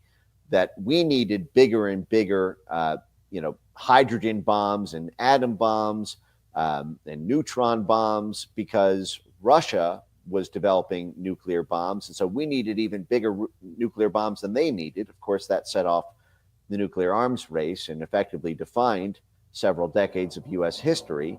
But that ended when there was the sort of nuclear treaties that everyone agreed to put down. But the fact is basically every country is signatory to these bioweapons treaties as well. And what it looks like here is in the name of, so the charitable case is we're doing this in Ukraine and China and Canada because we can't do it here in the U.S. It would be too dangerous, or we have laws and regulations and contravention of doing that. Of course, Ukraine is a lawless zone. We just saw the struggle for control over the legal system and the prosecutors in Ukraine in that John Kerry clip.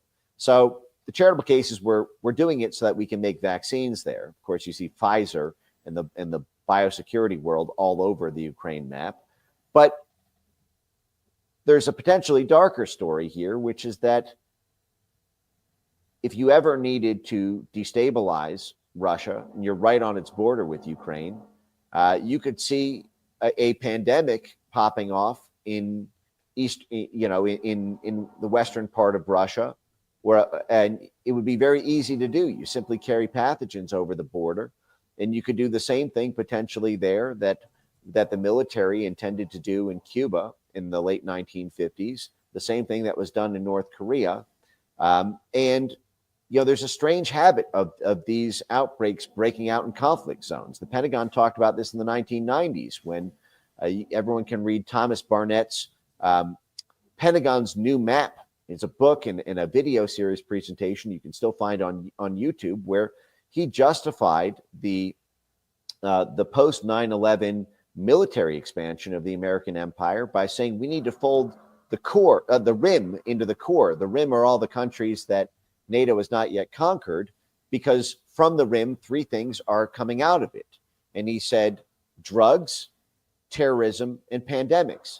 So because, these mystery pandemics keep coming out of the countries we have not yet attained political vassalage control over, we can use that as a predicate to get military boots on the ground. And when you have these massive medical facilities, you need security to guard them. So boom, just like that, you've got a military presence to protect all the hospital workers and the clinics and the public health ecosystem. Well, now you've got your special forces in there. Now you have your internal foreign defense funds that are going to that. You basically are already halfway pregnant in terms of military presence there. We did this in Africa, for example, with AIDS, by alleging that Africa was, suffering this massive AIDS epidemic. We managed to get a giant military presence in Africa. You see the same thing that happened with MERS and with SARS and with Zika. Basically, the military and medicine follow very closely. Donald Rumsfeld, I should note, who was the head of the Pentagon for Bush, what was he doing right before that? He got plucked out of Gilead Sciences, the major pharmaceutical company who had come to play one of the leading roles in COVID with Gilead funding the production of COVID vaccines. Well, what was Donald Rumsfeld doing as the chairman and CEO of Gilead Sciences, and then going immediately to become the Secretary of War for the Bush administration during 9/11? If you folks remember, it was the anthrax scare that actually got Congress to authorize the military invasion of Afghanistan right after 9/11. Where did that anthrax come from? Well, it came from the high-level military facility at Fort Meade in Maryland. It was actually a U.S. biolab that those very anthrax vials came from, that was used as the justification. What I'm saying is these things, we don't yet know the answer. Sometimes a gain-of-function freak mutant virus creation on the eastern edge of Ukraine to create a vaccine is just a freak mucozoid mutant biological super weapon to create a vaccine. Maybe, as Freud said, a cigar is just a cigar. But I have a lot of questions, and I think only Pam Bondi and this executive branch can really get the answer. So I want to play just really quickly, just on the side here, Zelensky at the White House. He had 40 minutes of a pretty, what would be considered relatively normative meeting. And then Zelensky threatens Trump. And that's where things just got ballistic. And I just want to ask sort of round out a closing here on what's going to happen to Zelensky. Because Zelensky, I think the world changed forever here. And now you're having Lindsey Graham saying this guy doesn't deserve to be in power anymore. Zelensky says you're going to feel threatened. You'll feel it here in America. And that's what causes Trump, right, to pop off. Suddenly Trump goes full Gambino crime family on his ass. And, even his most ardent supporters on the right are saying he's toast, he's finished. So, a wounded dog, he still bites and is quite dangerous. And what do you think is the future for Zelensky? Well, it could go a lot of ways. He could continue to be in power. He could get offset support from NATO, the EU, the UN. There could be a full-on pivot to China from the EU. You could see China playing a really interesting role here if they want to both secure cheap energy from Russia and secure political vassalage control of EU countries. If they're financially desperate to prop up Ukraine and Zelensky, you could see favorable infrastructure deals and port deals and turning over of state assets and joint partnerships with China to provide offset funds from the U.S. I think without those offset funds, Zelensky's time is very limited. The fact is if elections were forced to be held in Ukraine, I think it's highly unlikely Zelensky could continue. I think he would lose in a fair election. I think unless you have USAID and the State Department and the NGO plex propping up the support for him and his network, I think he would get washed away in a landslide. Now that USAID funding has been totally slashed, now that that artificial prop up has been kicked out, I think the table collapses unless an alternative support is put in place. But right now they're scrambling to do that. I think the very evening after this flare up in the White House, Zelensky got on emergency phone calls with Keir Starmer in the UK, with an EU delegation, went straight to NATO. So these issues are all totally interconnected to each other. NATO, just today or just yesterday, it was Elon called for the U.S. to leave NATO or suggested that would be a good idea. You see senators like Mike Lee openly calling for that. You see J.D. Vance openly floating the idea that if the EU does not get rid of its Digital Censorship Act and does not bring free speech back to Europe, then the U.S. support for NATO is no longer makes sense because we're funding something directly at odds with the U.S. First Amendment. So everything's on the table right now. It's a tremendously exciting time because all these issues are totally interconnected. It's a scary time because you don't know if it's going to result in the total loss of U.S. soft power, if it's going to result in the loss of U.S. political vassalage control of countries that have traditionally been under the U.S. thumb, if it will backfire in 25 different permutation ways. But it also, for the first time, sets us on a track to potentially have a genuine America First policy that reaps all the benefits that we've seen so far with the Trump administration. You've had trillions of dollars invested in the U.S. from foreign countries, Saudi Arabia, Japan. You even seen doubling down of reinvestment from U.S. multinational companies like Apple investing tens of billions of dollars. This domestic onshoring has been going extremely well in the first several months. But I think now it comes down to whether or not there is perceived to be a light at the end of the tunnel for NATO in this process. I think they tried everything. They tried 91 felony charges. They tried shooting him in the face. They tried, all the, censorship and everything. But a coalition has come together that has thwarted that. And now they are left with, is Trump just an unstoppable force that you effectively need to get out of the way of for the next several years? If Democrats can topple the House in 2026, it may be that there's only effectively a year and a half run on Trump being able to institute these changes. If they can run out the clock on it and then try to set up a Nikki Haley type figure to come back and take on a J.D. Vance or reformed Marco Rubio in the 2028 election, we've been here before is what I'm saying. The Minsk Accords were a time right after the 2014 coup where we struck a peace deal with Russia. And in the back of that, we were doing a massive military buildup for Ukraine to seize eastern Ukraine and Crimea back. And that was actually working marvelously until Russia stepped in militarily. You could see the same thing playing out 5-10 years from now, but it will require massive military support for Ukraine. And it looks like Trump may only provide that if there's a peace deal struck. I could see, for example, Ukraine aid flowing again if Zelensky agrees to give up territory in the east and agrees to a democratic election. I could very easily see another 150 billion, not a trillion like Chris Murphy and others want, but then I could see that being ramped up over time. So right now we're in the primordial soup stage of this, barring a crisis event.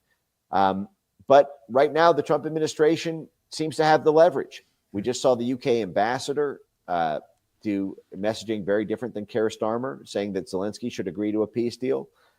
We saw the Norwegian government actually step in, the defense minister, and override the decision by Norway not to refuel the U.S. Navy tankers. You've seen the head of NATO be sort of cagey on the topic rather than going full on against Trump. I don't think anyone wants to stand directly in the face of the Trump train. It's more like, what can we do to outmaneuver and build our coalition in the background so that a couple months from now we can challenge it more directly? Wounded dogs, Mike. They're still dangerous, man. I mean, there's so much at stake, and there's so much wealth and power that is currently on the chessboard. It's dangerous.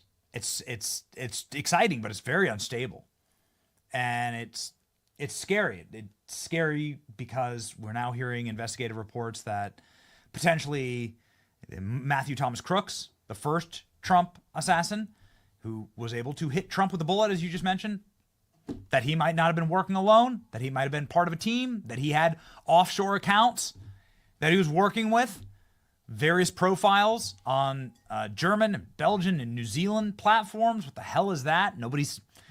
Haven't been able to crack his phone yet. And then the next dude, man, the next Ryan Ralph is like a Ukrainian zealot. Traveled to Ukraine 1 million times.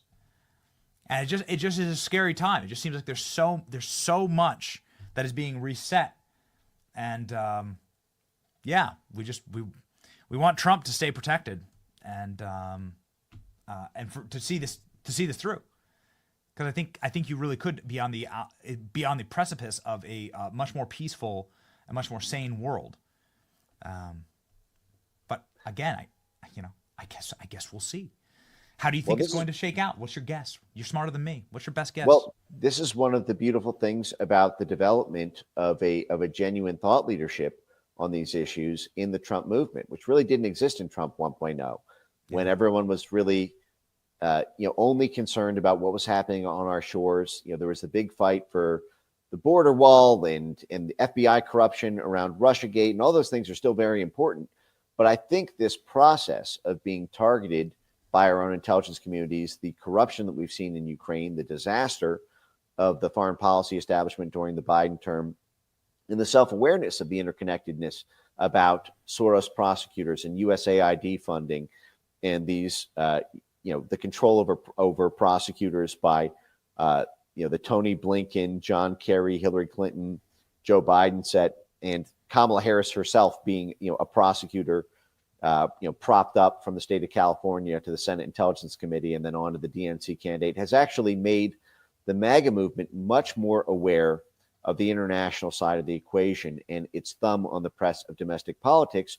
And I've been overjoyed to see J.D. Vance take up these issues personally. The fact that he was right in the ring with Trump, in some ways even more aggressive than Trump on this, means that now you need to assassinate everyone, right? Like, yeah, and I mean, it's dark and bleak to say it, but, there's a reason that the president and the vice president don't fly in the same airplane. That if something were to happen to Trump at this point, I think that would create a psychic wound in the American people. Every person on earth, whether they liked Trump or didn't like Trump, whether they wanted it to happen or not, would have to begrudgingly accept that everyone, that this was not a Lee Harvey Oswald type situation where you can get away with calling it a lone gunman and then sit on the evidence for 60 years. Even that is, these things have a long memory. And I can tell you just from listening to so many of these CIA conferences and State Department and USAID conferences, when all of these folks who are, heads of policy planning for intel agencies go over to Brookings or Atlantic Council or CFR to talk about what's on their minds, they are still upset over the public backlash over the JFK assassination from 60 years ago. They still talk about these conspiracy theories are pernicious and won't go away. Well, imagine that with Trump. So I think it's going to cost them a lot to do it. That's not to say it can't happen, but the fact is it would be hard to pry the MAGA movement off into a Nikki Haley, George Bush 2.0 style if Trump is made a sort of Jesus martyr figure for the perpetuity of U.S. history with something as severe as an assassination. So I'm heartened to see the secondary leadership class like Marco Rubio and J.D. Vance being faithful to the MAGA vision. Here's JD's tweet. You mentioned conspiracy theorists and JD, and so it's just like, we got a tweet for that, Mike, and it's JD just bodying your friend Chris Murphy, doing the same song and dance, doing the same absurdist song and like really going galaxy brain here. Chris Murphy saying that Donald Trump is siding with, so it's like Russiagate 3.0.0.0. Trump is siding with Russia in order so that he could create a Russia here with Elon Musk so they could share Ukraine's minerals together with Elon, and then Trump and Putin will go to Mars, right? Like, and split up the planet. Well, every accusation is confession, right? I mean, it was President Bill Clinton in 1998 who endorsed Putin for president. It was Hillary Clinton who personally negotiated the Uranium One deal with Russia. It was Barack Obama who said to Dmitry Medvedev, "Tell Vladimir I'll have a lot more wiggle room," or whatever his phrase was. "I'll have a lot more buffer. I'll have a lot more flexibility leverage, flexibility after the election." It was them who were actually doing all of that. The issue is it relied on political vassalage control of Ukraine and deeper penetration into Russia than we currently have after the failed coups in Russia around Pussy Riot and Alexei Navalny, and frankly pissing off the Russians so much with all the USAID funded rent-a-riots in the country. And Russia kicked NED out, kicked USAID out. And frankly, if you ever want that influence again in Russia, you're going to need a peace period and a show of good faith to show that when we extend our hand, we're not going to bite theirs as soon as they reach out. So it's an exciting period, but it's a double-edged sword. The one thing we know is it's probably the greatest TV we've ever seen. I don't know how anyone can watch Netflix anymore. The best show on earth is just a live feed of the White House. That's right. You don't have the cards. You don't have the cards. Man, do not play Uno. Do not play Uno against Donald Trump. Ladies and gentlemen, there's so much to get to. Obviously, Mike knows all of it. You got to follow Mike here on X. Obviously, 1 million people. We're just going to round up Mike. 1 million people follow Mike on X. You must be one of them. And man, Mike was right. Here's the article. Clinton endorses Vladimir Putin. Under President Putin, Russia has a chance to build prosperity and strength. Safeguarding the rule of law. Look at, man, there's some cold comfort in the talking points being the same for the last 100 years. Yeah. It's great. It's really nice. Like, it's actually nice that it's just the same talking points. So scroll over, please. So the quote is perfect. It could be written today. It's 30-year-old quote. It could be, this is like a tweet. It could be like a tweet today. It's incredible. Yes, Mike, thank you for illuminating for us some of these shocking mysteries. What the hell happened to the biolabs there? What will become of these people? I think they're all going to The Hague, man. I think when it's all said and done, even some of the libs in my neighborhood that have re-put up their Ukraine flags, I think they're all coming down, and I think people will be ashamed they were ever a part of any of this, to be quite honest with you. Well, it's an exciting time to be alive. But yeah, Benny, thank you for covering all this and, always being so on the ball and avant-garde and all this. So always a great time talking to you. 1 million for the great Mike Benz. 1 million. Thanks, brother. Thanks.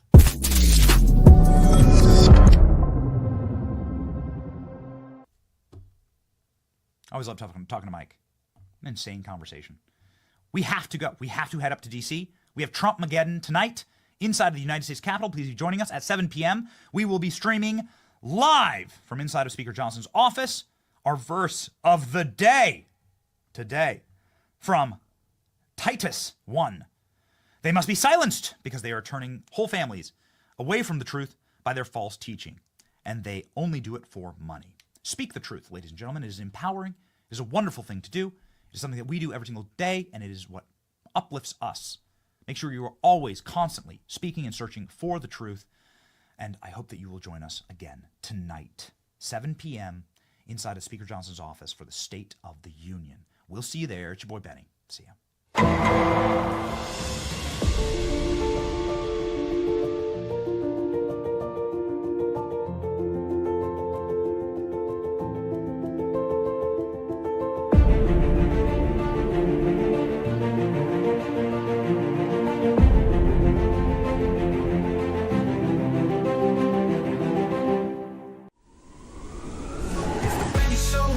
Truth gon' be faith and freedom on your TV screen. Stand up strong, battle through the night. The Benny Show's here, bringing liberty to light. From the speeches to debates, Benny sharp like a blade, cutting through the lies. Watch the truth cascade with the warrior's heart. This man never fades. You know it's prime time when Benny invades. From saving the nation to stories untold, the Benny Show's a storm, see the truth unfold. Stay in the loop, let freedom take hold. Salting all the libs, soul never sold. It's the Benny Show, where the truth gon' be. Faith and freedom on your TV screen. Stand up strong, battle through the night. The Benny Show's here, bringing liberty to light. Liberty to light. Bringing liberty to light. Liberty to light. Bringing liberty to light. From the speeches to debates, Benny sharp like a blade, cutting through the lies. Watch the truth cascade with the warrior's heart. This man never fades. You know it's prime time when Benny invades. From saving the nation to stories untold, the Benny Show's a storm, see the truth unfold. Stay in the loop, let freedom take hold. Salting all the libs, soul never sold. It's the Benny Show, where the truth gon' be. Faith and freedom on your TV screen. Stand up strong, battle through the night. The Benny Show's here, bringing liberty to light. Bringing liberty to light. Bringing liberty to light. Bringing liberty to light. Bringing liberty to light.